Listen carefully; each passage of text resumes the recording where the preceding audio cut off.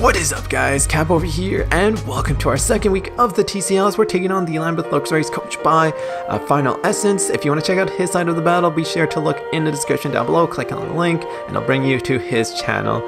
And if you guys want to support our side of the channel, be sure to sub, like, and share this video. That'd be pretty awesome and pretty cool of you guys to do that. And I also want to thank you guys so much for showing such a positive response from last week's team builder. It was really incredible to see, and I was really surprised by it, so thank you so much. And we'll just jump into this. As you can tell, we have the team that he's drafted and that we sort of prep for.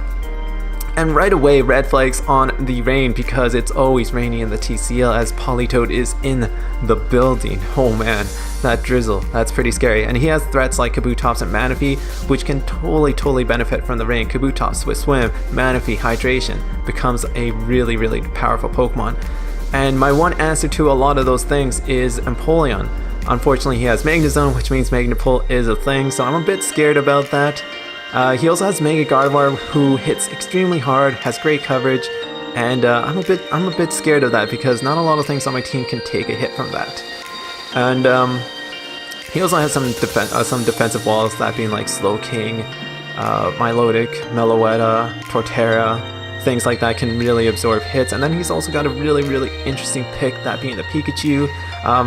The only Pikachu that I really know is Light Ball Pikachu, which wild charges or bolt tackles or does something like that. So yeah, I'm really interested in that, as we're going to jump into the second slide, and we're going to start with our top 3 fun facts of the match. So fun fact number 1, late game home opener. This is his first battle in the TCL. He had to forfeit the first week, and fortunately for us, we get the first battle, so we don't get a lot of information about this team. We don't know how they exactly like to play, if they're going to bring rain or if they want to do something like that. So it's going to be really interesting to see how they perform and what they bring, what they're trying to do. And yeah, so I'm really excited to have the home opener due to, you know, rain, I guess. Polytoad just couldn't stop it, and it just kept on raining, and they're like, well, I guess we gotta delay it. And as you can tell, it is a rain team, so rain, go away. We need to keep in control of the rain. The rain is going to be huge in this battle if he does bring it. And the final fun fact is Pikachu. That's right, this is the first time we've ever gone against a Pikachu, and I'm really intrigued on what this Pikachu is going to do, how's it going to perform, what it really wants to do. So Pikachu is going to be something that's going to be on my radar.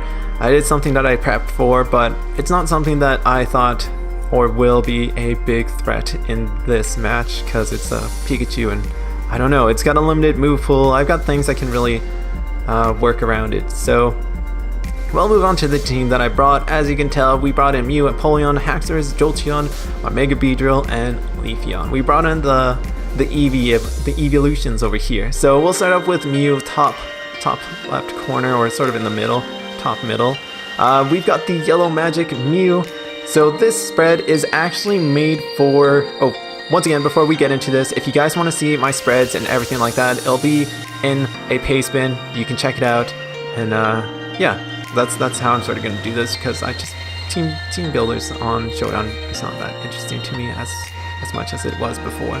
So we've got Mew, like Capitina, with the knockoff Soft Boil, Thunder Wave, and Dragon Tail. This is my sorry about that. This is my main way of hazing out the Manaphy, beating the Mega Gardevoir one-on-one, because we want to get that Thunder Wave action going on, and we want to get it out of here just because that thing is a threat. However, once its speed drops, then it becomes a little less of a threat. Things like my Leafeon could take it, Major Buzzkill, Dyne and Dash, Token, they pretty much outspeed it, so Thunder Waving it will be nice, but I can potentially just stall it out with knockoff and soft boils, and he can just keep on doing those shenanigans.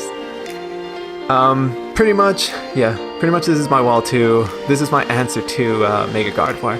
Then we've got the Empoleon, who's my physical wall with Rest, Sleep Talk, Stealth Rocks, and Scald with the Shed Shell, because I do not want to get stuck in that battle.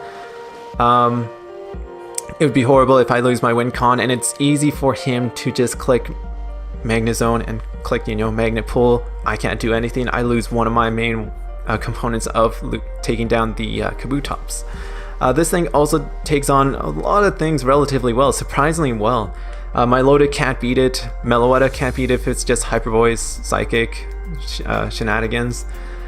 Jinx can't really beat it if it is Focus or Scarfed. If it's Scarfed, it can't beat it. And what else can't beat it? A lot of things can't beat. Slowking can't really beat it, and the Kabutops can't beat it, and some other things. So this is going to be really important in this battle. So I figured Rest Sleep Talk makes sense. If I can get up my Stealth Rocks, then it brings a lot of his Pokemon to range where Major Buzzkill, Diamond Dash, or Token can actually just finish off the battle. And we just put on Scald because one-on-one with the Kabutops, it actually beats it relatively well. It's a 2-hit KO, and I was like, that's totally worth it. So I just decided to put Scald. No point of putting like Grass Knot or anything. If it's one-on-one with Milotic, pretty much we win the battle.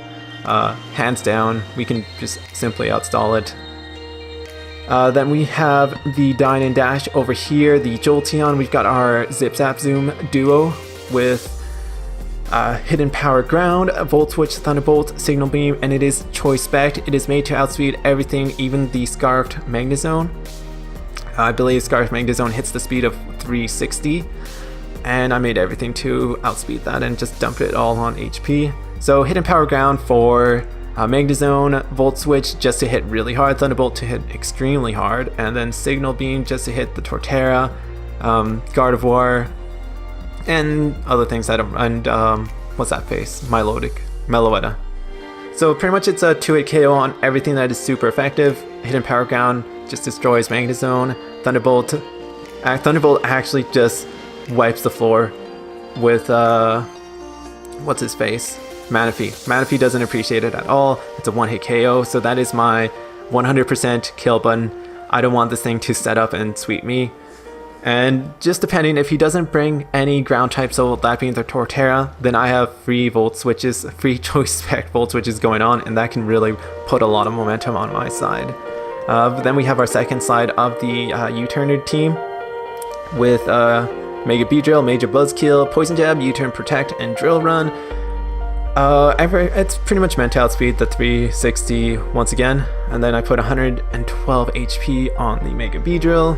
It is adamant, so it hits extremely hard. 1-hit KOs a lot of things on his team, and U-Turn's just way too nice to click. Every time I get a chance to click U-Turn and it's super effective, I'm doing it. Drill Run hits the Magnezone 100% of the time, as long as it doesn't have Sturdy, which I'm predicting it won't have. And then we're in a good situation. Protect allows me to see if Jinx is going for anything like a Scarfed Psychic or something like that. Then I'll be in a good situation. So once again, this is sort of a late game sweeper if it comes down to that, or it is my pivots, as we have Diamond Dash and Buzzkill. And then we have the Haxorus, the late game winner, the Wincon. With Poison Jab, Outrage, Earthquake, and X-Scissors, pretty much this is coverage on his whole team. It hits everything, including the Meloetta. Outrage is just way too nice to click, and this thing actually outspeeds everything on his team, barring the barring the Scarf, just barring the Swift Swim Kabutops. But even then, I think we're in a decent situation with that. So Outrage is just way too nice to click. If we can, every time this thing comes in and something is weakened, we can click Outrage and something is going to go down, which is frightening. It breaks sturdy on Magnezone. It does a decent amount on the Manaphy. I believe it's 50 to 60%. And Poison Jab just takes down the Mega Gardevoir, and yeah, so pretty much our late game sweeper, we want that to happen. Then we have it's Leafeon, or the Cork. With the Yachi Berry, Leaf Blade, Knockoff, Swords Dance, and Baton Pass. So if we can Swords Dance and Baton Pass the Swords Dance to either Major Buzzkill or Token, then we're talking some serious damage. This thing pretty much handles Manaphy relatively well, bringing it down to like 30% or something. Knockoff is really nice just so we can get rid of items, and Baton Pass is just good just so I can build off momentum. Pretty much this mon is meant to outspeed a Kabutops that is not in the rain, take it down. It's also a great answer to Kabutops too, just because Kabutops can't really do that much to it. So I think Waterfall does like 30%, even under the rain. Rock, Stone Edge.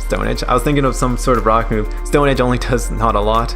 And yeah, so pretty much this thing is my second defensive wall slash offensive wall. It can really do a lot of damage. And I'm really excited to bring this Leafeon in. It's actually got some incredible stats, so I'm really hoping big things from this. It's an ideal matchup for it. It takes on Milotic relatively well.